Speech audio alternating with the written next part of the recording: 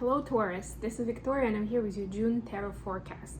I hope you guys are doing great. As always, we'll look at your love life, at your workspace and career situation, and we'll get you guidance on how to best utilize the energies of the month of June. At the end, I'll pull some messages from your person of interest to yourself, so make sure you stick around for that. And we'll start with a quick message from an oracle deck. Today I've got the Cosmic Journey Oracle. This is a more esoteric and metaphysical deck, but that's what I felt guided to do, so let's roll with it.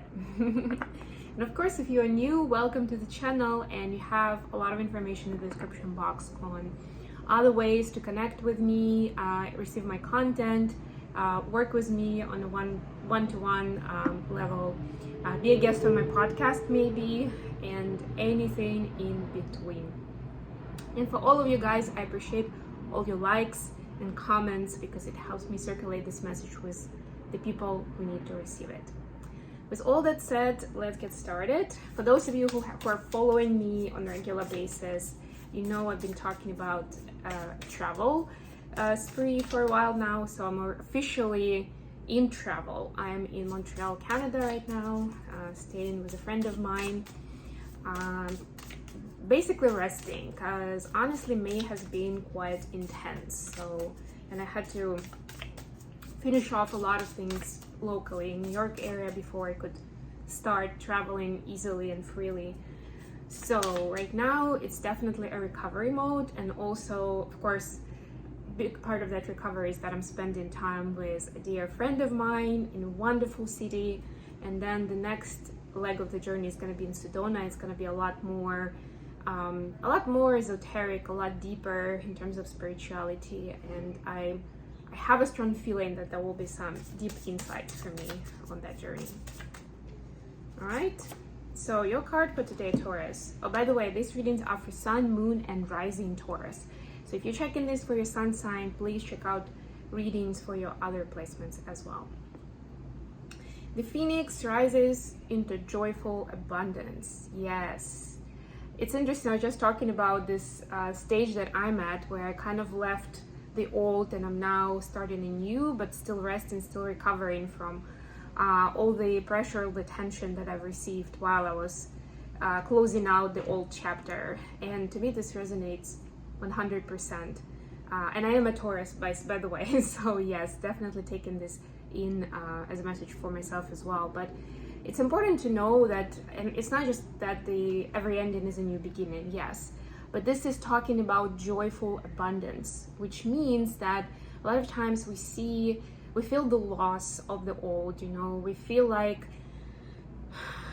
we stay a lot in reflection and contemplation of that was actually good, why did I leave it, or could I have done something else to save it if it's like a breakup or something, right? But the truth is that it's all happening for you, not to you, and it's very important to acknowledge the opportunities that you have in the new energy, right? So kind of while you're still maybe releasing the old, start acknowledging the new energy and the opportunity for this joyful abundance for yourself. Okay, I'll be using the Celtic Tarot deck for your main read, so let's see what we have for Taurus. If you have any recommendations for where to go, where to see in Montreal, please let me know. I've been here a couple of times before, but there's always something new going on, and maybe there's something that's happening right now that you know of and you feel like I should check out. Let me know, guys. So first card is the Star. I love it. Wow. This is the first card is the most powerful card of the energy of the reading. This is for your love space and personal space, by the way. Star is an Aquarius energy, so you could be dealing with an Aquarius. Then we have Five of Cups. That's that mourning and loss that I was talking about, but we'll talk more about this as I lay out all the cards. And the Eight of Swords. For your career space, you have Eight of Cups. Look at all the eights. Eights are about taking action. This is interesting. Ace of Pentacles, love it. And the Hermit. This is Virgo energy. And then the advice is Nine of Wands. Two of Cups. Beautiful. and Knight of Wands. Bottom of the deck, Three of Swords.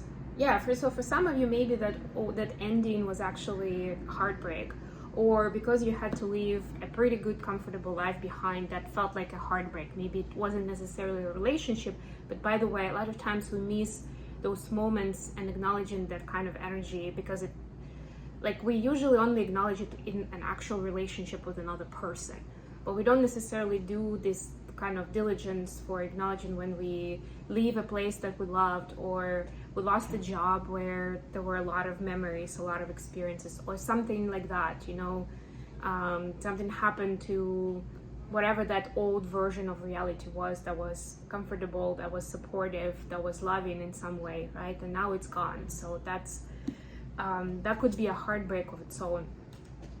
But first of all, to me, this particular card, because usually there's only one person in this Three of Swords. In this deck, there are two people, and this girl is actually like helping the guy, is comforting them.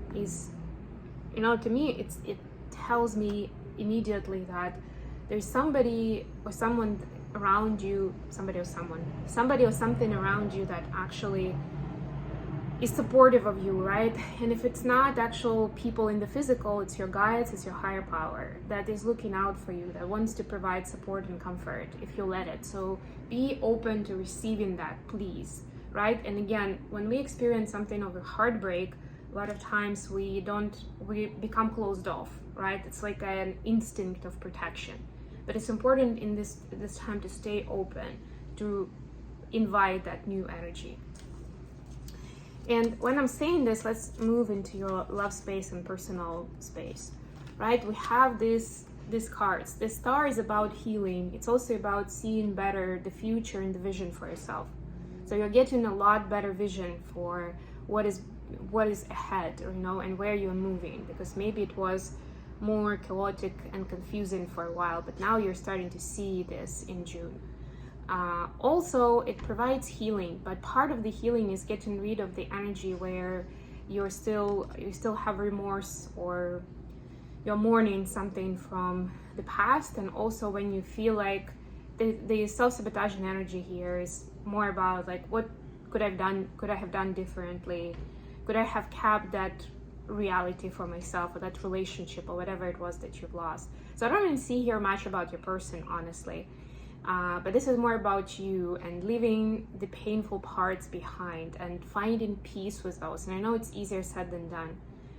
But of course, this is a general reading, so I can't speak to everyone's case. I would just say whatever your mindfulness practices are, go to those to find peace, to, if anything, to forgive. Even if you feel like there was your fault at it, like you blame yourself for what happened, or any other person, it's important to forgive both yourself and them, right? There's Ho'oponopono meditation for that that you can use, or of course anything else that you know of, or you can work with someone. If you have a person you can find and you can work with them on this part of forgiving. All right, for the career space, you have Eight of Cups, Ace of Pentacles, and the Hermit. So again, this is walking away from the limitations that you had for yourself, that you felt like you were bound by. Like, I can't afford doing this because maybe actually can't afford financially, maybe can afford in terms of energy or reputation, right? And now it's like you need to let go of those, or I don't have enough skills to do XYZ, right? Or I procrastinate, or I have this addiction and it's limiting. You have a chance to remove that, and it opens up the doors. It opens up the doors to deeper insights on who you are or what you're here to do, right? But you need to have more of that quality time with yourself where you can explore, where you can experiment, and you can find out.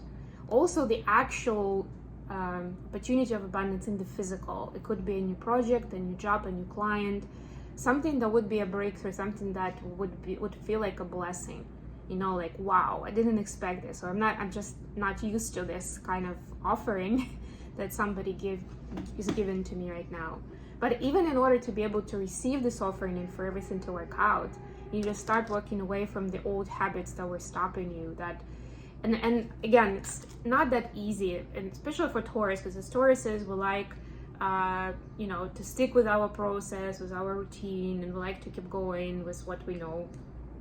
So it could be challenging to even consider this, right? But it's important, especially as you are getting more familiar with the new reality, with the new lay of the land, right? You can start also assessing, like, what can I do differently now from what I was doing before, right? I had certain things that were challenging for me. How is this new situation helping me solve it, right? And maybe I can unlock certain things that I felt like I wasn't able to do before.